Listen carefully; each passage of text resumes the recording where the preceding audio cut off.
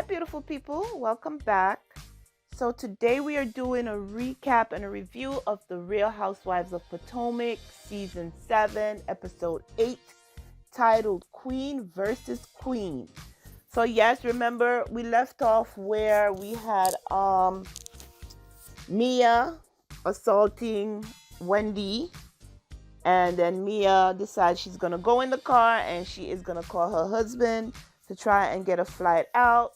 We had we had Wendy back at the table, and she let the ladies know that you guys are having Mia's back, but when everything went off with Monique and Candiace, y'all were having a different position.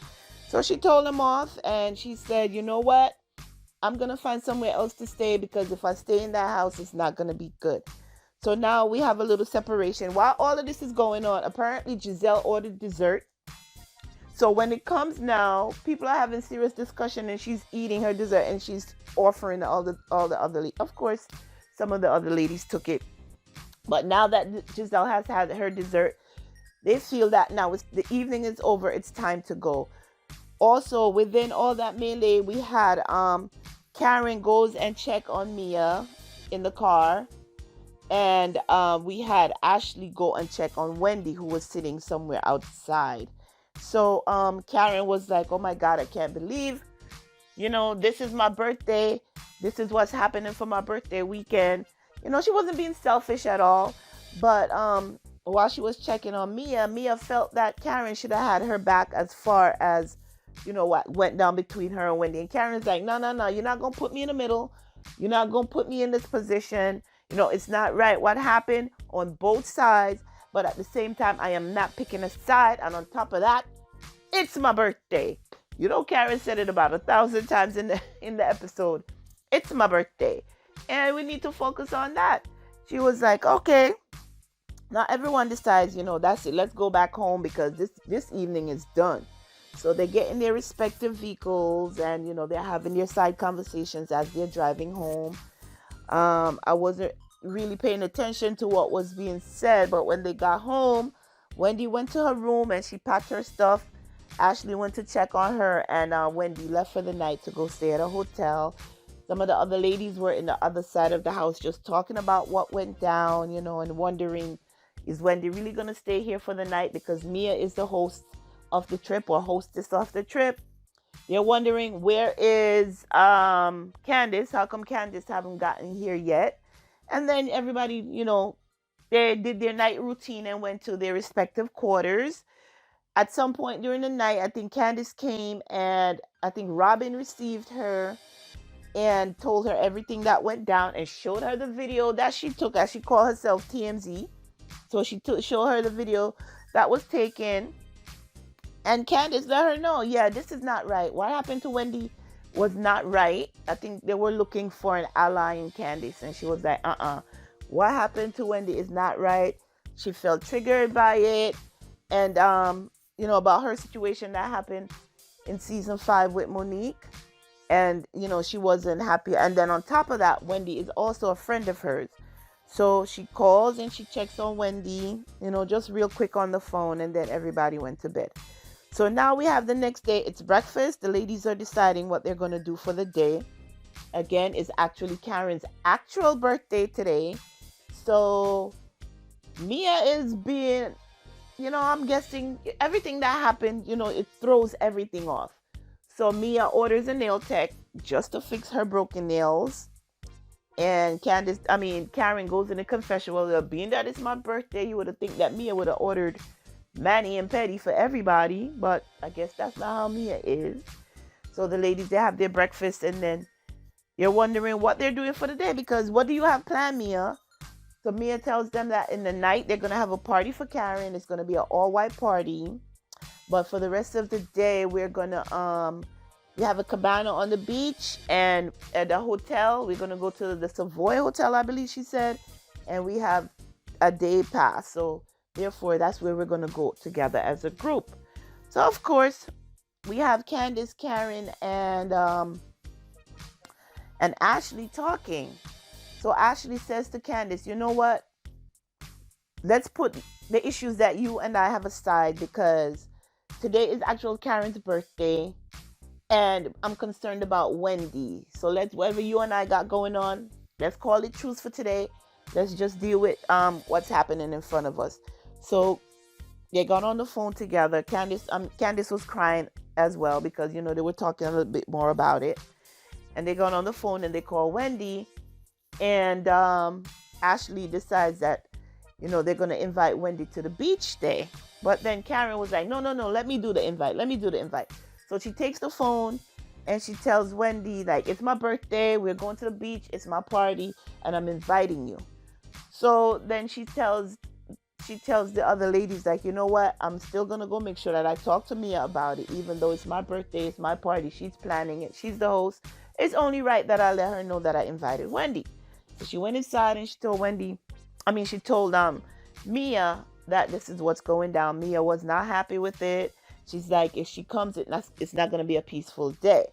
So now we have Karen, rescinding her invite. She's like, she calls Wendy and she's like, girl, I'm sorry. It's not going to happen.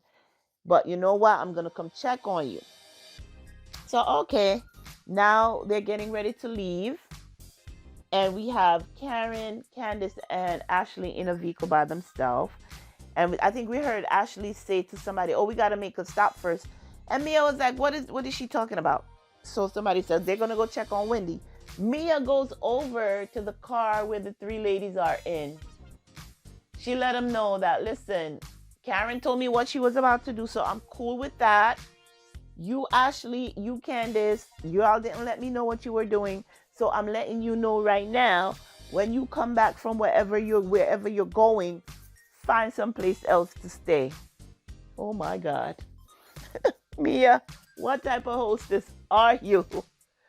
Of course, you have Karen in the back of the car holding her head like, Lord, I can't believe this. And it's my birthday. Why are they behaving like this on my birthday? So Ashley wasn't taking that well. She was like, what? What are you talking about? Like, you gonna tell me what to do with my grown self? She's like, I'm just letting you know, find some place to stay. They go in the confessional. They do their Wendy got a big feet thing. She does it. We have Candiace do it. They were tag teaming poor Mia in the confessional about the size of her feet. So they still went. So we have two groups now. We have the two groups. We have the rest of the ladies going to the beach. They went to the beach to enjoy themselves. And we have Karen's little group, and they went to a Cuban restaurant, and Wendy met up with them. And while they were there, they got while they were there, Ashley sends the group a text talking about, what went down this morning wasn't cool, it wasn't shady, and let me let you know, I'm sleeping in the same bed that I slept in last night. Meaning, girl, I ain't going nowhere. I don't care if you're the host. I'm not leaving. You're supposed to be, things go down with the girl group and we still figure out how to get through it. But they let them know that they're not leaving. Oh my. They just basically took over Mia's trip. Mia, they have no control after that. So now they sat there, they talked to Wendy. They talked about what happened. Wendy gave them some tea. She told them that she don't understand why Mia is so involved with Peter and his dealings, because some stuff went down when Peter was dating someone, and because of that, they're not friends like that. So everybody now wants to know what happened. She wasn't letting it up, but she's letting them know she is not as close with Peter as she wants people to believe. So they were going back and forth. While they were at the beach now, the ladies asked a group of guys, they were passing by. They were like, oh, look at this group of guys. Maybe they could take our picture. One of the guys came over. You had Robyn rubbing on his muscles, talking about, oh my God, I haven't seen muscles like that in such a long time. Oh my God, Robyn could not take her hand off the guy, but he did look good though. Honestly, he did. So that was it. They took their picture, and everybody now goes back to the house. So now while they're at the house, they're getting ready for Karen's party. They're getting ready for Karen's party. And Mia asked Karen to come up to her room. Again, she's telling Karen that she don't think it's cool that she's talking to Wendy. She feels that Karen should have her back, especially because she's hosting a birthday party for her. Karen looked at her like, it? Karen was like, you really don't have to, because I already got my bouquet of flowers from Ray, and Ray did call, FaceTime her to wish her happy birthday. And all I need is a cake with a candle, and I'm cool. So you really don't have to host a party for me. But yeah, that was a conversation. They were going back and forth. The whole gist of the conversation, Mia felt that she felt that Karen should take sides, and Karen was not being pulled into that position. Even her friend Jacqueline was talking to her and trying to reason with her, and Mia turned to her and like, girl, if you were in the right, in the wrong, whatever, no matter what position you would be in, I would take you back. So of course, Jacqueline just shut up after she said that, just basically telling her, don't get involved in this. And she just told her, just don't get involved.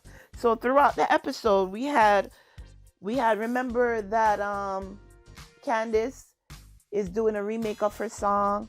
So she went to the studio to meet with Trina, and Wendy went along with her. The songs sound pretty good. I mean, they dedicated over a minute to the song playing on the screen. So that's a good thing, Candiace. They're actually highlighting you and highlighting your career and what you're doing. And it was really good to see, that she had Wendy there to support her. And like I said, the song was good. So they talked to Trina about, the girl thing. And she's like, girl, I understand. I know exactly how it is when you have a girl group or a group of friends, how it could be. So, it's okay. I get it. So, and also throughout the trip while they were on the beach, I know I'm jumping all over the place as I remember it. We had the ladies decide that they're gonna have a twerk session. I don't know what the hell that was, because none of them were twerking. But it's to the point where Mia was doing whatever she's doing, calling twerking, and we have Robyn in the confessional saying, I don't see no lump. Because you remember in episode 1 where Mia said she had a health scare, and she said she had a lump on her derriere.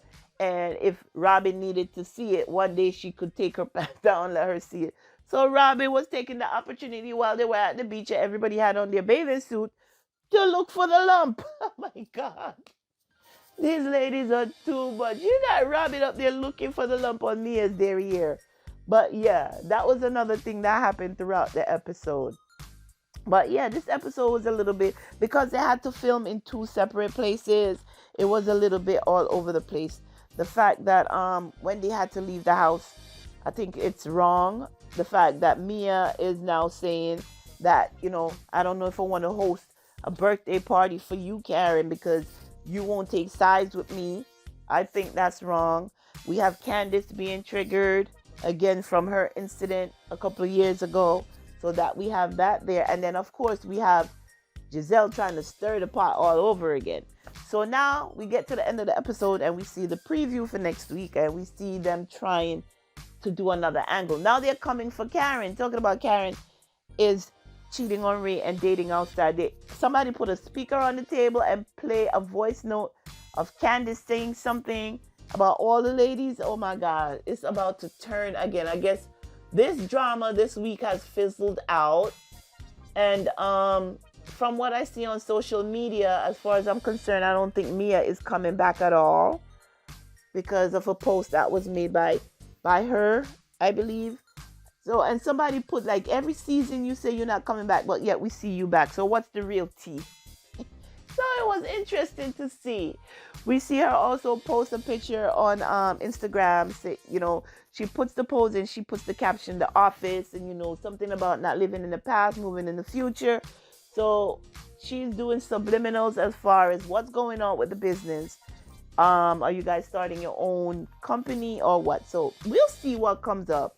But this thing with, and also I see that somebody's coming for Mia on Twitter regarding Wendy. I think it's Wendy's mom, if I'm not mistaken. And there's a clapback. I mean, there's videos all over YouTube addressing that. So you could watch those and stuff. But that is what's going on with this episode of the Real Housewives of Real Housewives of Potomac, Season 7, Episode 8, titled Queen versus Queen. So that's where we have it. We'll see more things unravel as we go on through the season. and then, we'll recap and review, as I say. So if you're watching this on YouTube, make sure that you subscribe to the channel, like the video. And if you're listening to this on my podcast, Reality TV Space with Georgia Denise, make sure that you subscribe to the podcast and download and share the episode. As always, I thank you for watching/listening. And until next time, be sure to take care of yourselves and your families. Bye-bye.